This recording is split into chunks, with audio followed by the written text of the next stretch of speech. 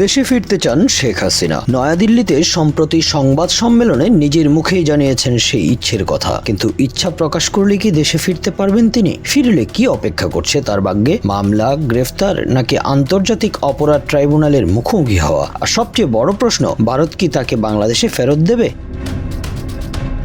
শেখ হাসিনাকে ফেরানোর প্রশ্নে বাংলাদেশের হাতে রয়েছে একটি গুরুত্বপূর্ণ আইনি কাঠামো, দুই দেশের প্রত্যর্পণ চুক্তি। 2013 সালে সই হওয়া এই চুক্তি 2016 সালে সংশোধন করা হয়, ফলে আদালতের গ্রেফতারি পরোয়ানার ভিত্তিতে কাউকে ফেরত চাওয়ার প্রক্রিয়াও সহজ হয়েছে। কিন্তু এখানেই শেষ নয়, চুক্তিতে রয়েছে কিছু ব্যতিক্রম। অভিযোগ রাজনৈতিক প্রকৃতির হলে প্রত্যার্পণের অনুরোধে প্রত্যাখ্যানের সুযোগ রয়েছে, তবে হত্যা, গুম, সন্ত্রাসবাদ কিংবা বোমা বিস্ফোরণের মতো গুরুতর অপরাধকে রাজনৈতিক অপরাধ হিসেবে বিবেচনা না করার কথাও রয়েছে চুক্তিতে।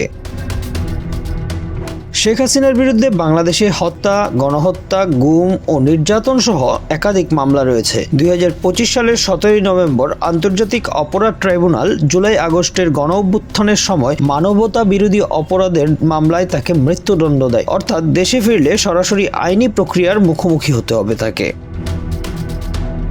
আইন বিশেষজ্ঞদের মতে দেশে ফেরার উপর আলাদা কোনো আইনি নিষেধাজ্ঞা নেই, কিন্তু বাংলাদেশে প্রবেশের পর গ্রেফতার হয়ে আদালত ও ট্রাইব্যুনালের প্রক্রিয়া মোকাবেলা করতে হবে তাকে। পাসপোর্ট বৈধ না থাকলে সামনে আসতে পারে ট্রাভেল পাসের প্রশ্ন। তাহলে কি সবকিছুই নির্ভর করছে আইনের উপর? বাস্তবতা বলছে না।